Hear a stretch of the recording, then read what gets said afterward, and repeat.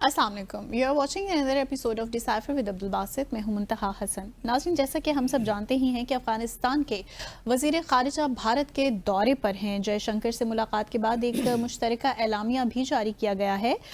آج ہم اپنے پروگرام میں سب سے پہلے اس جاری کردہ مشترکہ اعلامیہ کے کچھ نکات پر بات کریں گے، جائزہ لیں گے. اور خیر امپریشن تو اس سے یہی آ رہا ہے کہ افغانستان نے بڑا واضح طور پر چوز کر لیا ہے بھارت کو اوور پاکستان.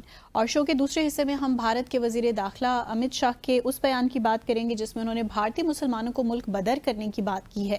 شو کے لاسٹ سیگمنٹ میں ہم بات کریں گے نوبیل پیس پرائز کی کہ کیا اس سال یہ انعام صحیح شخصیت کو ملا ہے.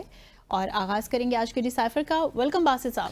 جی منتہا، بہت شکریہ. بسم اللہ الرحمن الرحیم. اور ڈیسائفر دیکھنے والوں کو السلام علیکم. باسط صاحب، کچھ بتائیے کہ بھارت افغانستان مشترکہ اعلامیہ جاری ہوا ہے، اس کے کچھ اہم نکات ہمارے ناظرین کے ساتھ بھی شیئر کریں. شیئر کرتے ہیں. اس سے پہلے کہ اعلامیے کی جانب آئیں، کیونکہ یہ ساری جو ملاقات ہوئی عامر خان متقی صاحب کی اور جے شنکر صاحب کی، وہ ہوئی حیدرآباد ہاؤس میں. پہلے بھی شاید ہم نے کہیں ڈسکس کیا تھا کہ حیدرآباد ہاؤس جو نیو دہلی میں ہے، یہ بڑی زبردست عمارت ہے. اور یہ میر عثمان علی خان، جو کہ حیدرآباد پرنسلی اسٹیٹ تھی جس زمانے میں، بر صغیر میں 560 کے قریب پرنسلی اسٹیٹس تھیں، اور حیدرآباد بھی ان میں سے ایک تھی، جن کو یہ اختیار دیا گیا تھا کہ وہ پاکستان کو جوائن کریں یا بھارت کو. تو حیدرآباد کا ذرا معاملہ گڑبڑ تھا. جو نواب تھے یا اس کے رولر تھے وہ مسلمان تھے، اکثریت ہندوؤں کی تھی. لیکن وہ اب اس پہ بحث پہ ہم نہیں جاتے. لیکن میں صرف بتانا چاہتا ہوں کہ حیدرآباد ہاؤس جو ہے، یہ میر عثمان علی جو کہ حیدرآباد کے آخری رولر تھے، انہوں نے یہ بنایا تھا 1926 کے لگ بھگ. کیونکہ وہ آتے تھے حیدرآباد سے اور نیو دہلی میں تو قیام کرنے کے لیے بہت امیر تھے. اس زمانے میں جو اس کی تعمیر پہ خرچ ہوا تھا وہ 2 لاکھ ملین پاؤنڈ. اب تقریباً آپ کہہ سکتے ہیں 15 to 16 ملین پاؤنڈ. تو اس زمانے میں 2 ملین پاؤنڈ آپ اندازہ کر سکتی ہیں کتنے امیر ہوں گے. تو یہ اب جو حیدرآباد ہاؤس ہے، اس میں جتنے بھی لوگ آتے ہیں یہی میٹنگز ہوتی ہیں، بینکوٹس بھی یہی ہوتے ہیں. 1974 میں پھر جو وہاں کی وزارت خارجہ ہے بھارت کی، اس نے ان کے کنٹرول میں آ گیا. تو ابھی وہی مینیج کرتے ہیں اس کو. مجھے بھی اتفاق ہوا ہے جے شنکر، جب میں بھارت سے آ رہا تھا تو جے شنکر صاحب نے جو میرے لیے لنچ ہوسٹ کیا تھا وہ اسی حیدرآباد ہاؤس میں کیا تھا. تو اب مجھے نہیں معلوم کہ امیر خان متقی صاحب کو جو لنچ ہوسٹ کیا ہے جے شنکر صاحب نے، اسے مینیو کیا تھا. بٹ یہ ضرور ہے کہ متقی صاحب کو افغانستان بھی یاد آ رہا ہوگا جب وہ کھانا کھا رہے ہوں گے، پاکستان بھی یاد آ رہا ہوگا. کیونکہ یہاں پہ جو ہم گوشت خور لوگ ہیں تو ہماری روایات ذرا مختلف ہیں. اچھا، اب ذرا آ جاتے ہیں اس اعلامیے کی جانب. اس میں 3 چیزیں ہیں جو میں اپنے ناظرین کے لیے ہم ہائیڈ کرنا چاہیں گے. پہلی بات تو جی یہ ہے کہ پیراگراف 3 اگر آپ دیکھیے، کوئی بہت طویل نہیں ہے اعلامیہ، مختصر ہے، تقریباً 2 صفحات پہ مشتمل ہے یہ، اور اس کے 12 پیراگرافس ہیں. اچھا، جو پیراگراف 3 ہے وہ بڑا انٹرسٹنگ ہے کہ جو جے شنکر صاحب ہیں انہوں نے اپریشیٹ کیا افغانستان کو کہ انہوں نے پہلگام میں جو اٹیک ہوا تھا اس کو کنڈیم کیا افغانستان کی حکومت نے. لیکن جو لینگویج ہے نا، مجھے تھوڑا سا اس پہ اپنے ناظرین کے ساتھ شیئر کرنا چاہتا ہوں. Terrorist attack in Pahalgam, Jammu and Kashmir, India. Jammu and Kashmir اور انڈیا. اب افغانستان کو یہ سوچنا چاہیے تھا متقی صاحب کو کہ جو لینگویج ہے جس سے آپ اتفاق کر رہے ہیں مشترکہ اعلامیے میں، کیونکہ جموں اور کشمیر تو ڈسپیوٹڈ ٹیریٹری ہے نا، اور یہی لینگویج بھارت جو قرارداد پاس ہوئی تھی نا پہلگام کے واقعے کے بعد 25 اپریل کو اس سال، 22 اپریل کو یہ واقعہ ہوا تھا، تو 25 اپریل کو یونائیٹڈ نیشن سیکیورٹی کونسل نے ایک قرارداد پاس کی تھی. بھارت یہی لینگویج لکھوانا چاہتا تھا، پہلگام، جموں اینڈ کشمیر، انڈیا. تو آبویسلی پاکستان کو اس پہ اعتراض تھا کہ جموں اور کشمیر تو ڈسپیوٹڈ ٹیریٹری ہے, لکھیے یہاں پہ Indian occupied Jammu and Kashmir, پھر تو ٹھیک ہے, لیکن اور پھر یہ تو ہم لینگویج مان ہی نہیں سکتے, تو صرف پہلگام لکھ کے چھوڑ دیا گیا. تو اب یہ بات تو کوئی اتنی ہر کوئی جانتا ہے کہ اس کی کیا امپلیکیشنز ہیں, جس کا مطلب یہ ہوا کہ افغانستان نے جہاں تک جموں اور کشمیر کے تنازع کی بات ہے اس میں بھی بھارت ہی کو اس کی پوزیشن کو تسلیم کر لیا ایک لحاظ سے.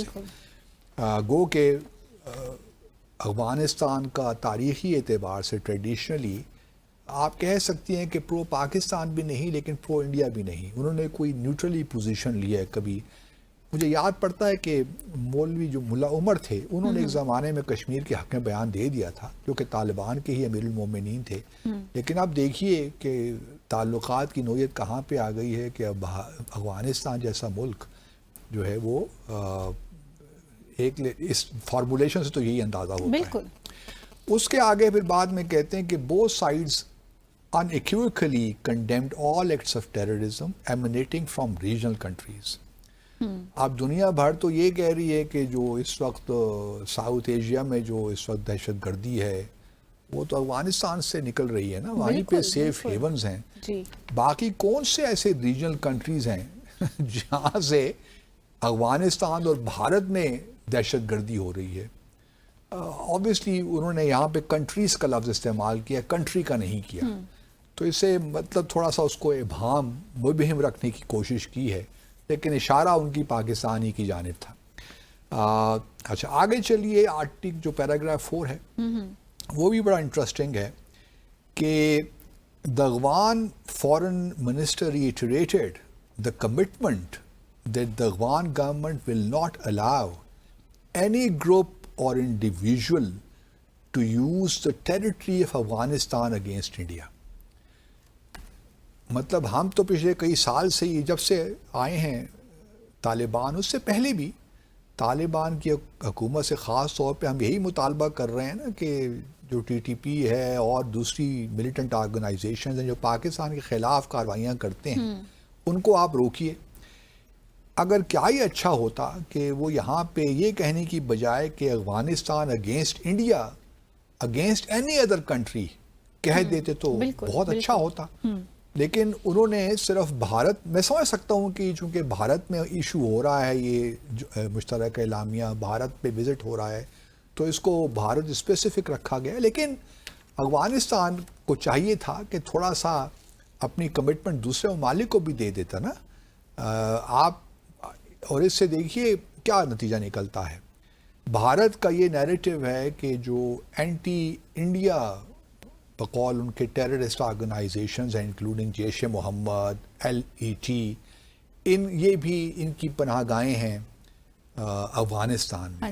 اب تو انہوں نے ذرا کم کر دیا نا یہ کہنا, لیکن ان کی ٹریڈیشنل پوزیشن یہ رہی ہے جب سے طالبان آئے ہیں کہ LET نے بھی اور جیش محمد نے اپنے جو ہیڈ کوارٹرز ہیں وہ افغانستان شفٹ کر دیے ہیں.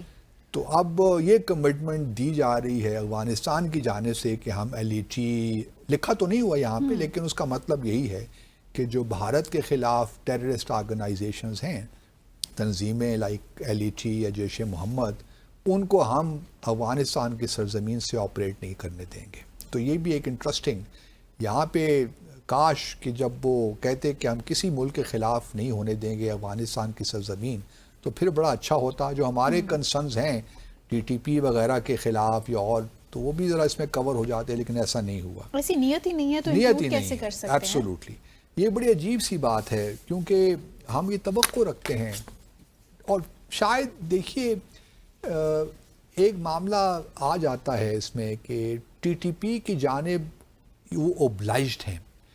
LET کو تو شاید وہ دہشت گردی یا جیش محمد کو دہشت گرد تنظیم مانتے ہوں, لیکن افغان کی جو طالبان حکومت ہے وہ TTP کو دہشت گرد تنظیم نہیں مانتی. یہ بڑا معاملہ ہے نا, کیونکہ ایک تو جو جدوجہد ان کی ہے اس میں TTP نے ان کا ساتھ دیا ہے جی, اور دوسرا یہ ہے کہ وہ TTP کے جو, کیونکہ فتنہ الخوارج ہے نا سارے, وہ اس بات پہ اب TTP کا جو دیکھیے افغانستان کی جہاں تک کہ طالبان کی جو جدوجہد ہے وہ بالکل جائز تھی, میں اس کو دیکھتا ہوں اس طریقے سے ہی، کیونکہ ایک فوراً طریقے سے امریکنز آئے، انہوں نے ڈس لاچ کیا ان کو، ٹھیک ہے وہ ٹیرر کی جو کارروائی ہوئی، لیکن بہرحال ان کے اگر آپ دیکھیے تو ایک ان کی جد و جہد تھی کہ ہم فوراً آکوپیشن کے خلاف جد و جہد کر رہے ہیں. صحیح.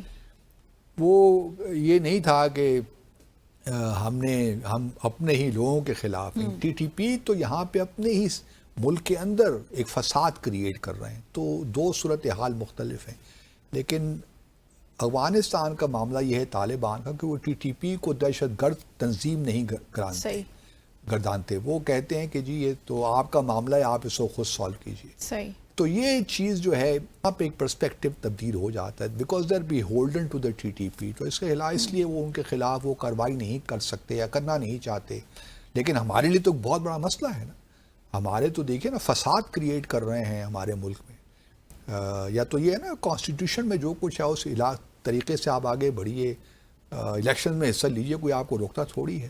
لیکن آپ ملک میں فساد برپا کریں گے، دہشت گردیں گے، تو ہم کس طرح برداشت کر سکتے ہیں؟ بالکل. اور بار بار ہم آپ کو کہہ رہے ہیں لیکن آپ بازی نہیں آ رہے اپنی حرکتوں سے، ایکٹیویٹی سے. تو ہمارے لیے ایک مشکل تو کریٹ ہو جاتی ہے. اسی طریقے سے جو ہے ایک لاسٹ پوائنٹ جو اس پہ امپورٹنٹ ہے، اس میں آخر میں وہ بڑا اپریشیٹ کرتے ہیں متقی صاحب افغانستان کی حکومت کو کہ آپ نے ہمیں بڑا ہیلپ کیا، crucial material aid the to address the urgent needs of forcibly repatriated refugees in Afghanistan. جو پاکستان زبردستی یہاں سے مہاجرین کو نکال رہا ہے، تو اس پہ جو بھارت ہماری ہیلپ کر رہا ہے، ہیومینیٹیرین اسسٹنس دے رہا ہے، تو اس کو ہم بڑا اپریشیٹ کرتے ہیں. صحیح. تو یہ لفظ جو فورسبلی ریپیٹریشن ہے نا، یہ بڑا انٹرسٹنگ ہے. اب پاکستان کیا کرے؟ گو کہ ماضی میں تھوڑی بہت پوزیشن یہ لیتا رہا ہوں کہ تھوڑا بہت ہمیں احتیاط سے کام لینا چاہیے. مہاجرین ہیں، بڑے عرصے سے یہاں پہ موجود ہیں، بلکہ بہت سے لوگ تو یہیں پیدا بھی ہوئے ہیں. بالکل. تو ان کو اس طرح فورسبلی نہیں بھجوانا چاہیے. لیکن اب حالات کچھ ایسے ہو گئے ہیں کہ سمجھ نہیں آتا کہ کس طرح ٹی ٹی پی کے معاملے کو کس طرح ڈیل کریں. ابھی بھی میں حکومت سے یہی کہوں گا کہ یہ جو سوال ہے نا کہ پاکستان کی جانب ہے یا بھارت کی جانب، سفارتکاری اس طرح ہوتی نہیں ہے. ابھی بھی تھوڑا بہت ہمیں ریکیلیبریٹ کرنا چاہیے. میرے خیال میں ایک برین اسٹارمنگ اس پہ ہونی ضروری ہے. ریلیونٹ لوگوں کو بلا کے اس پہ تھوڑا بہت کوئی صحیح ایک پالیسی بننی چاہیے کہ کس طرح ہم اپنا جو نیشنل ایکشن پلان ہے اور کس طرح ہم افغانستان کے ساتھ ڈیل کریں گے. صحیح. امپلیمنٹیشن ڈیفینیٹلی ایک مشکل مرحلہ جو ہے وہ بنا ہوا ہے. Let's take a short commercial break hair.